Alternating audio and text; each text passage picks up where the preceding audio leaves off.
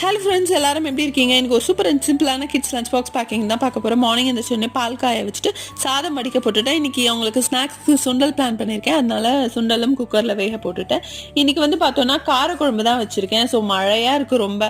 அதனால் என்ன சாப்பாடு செய்யறதுனே எனக்கு தெரியல. சரி, கொஞ்சம் காரக்குழம்பு வச்சா கொஞ்சம் மழைக்கு நல்லா இருக்கும் அப்படின்னு சொல்லிட்டு என் பசங்க காரக்குழம்பே சாப்பிட மாட்டாங்க.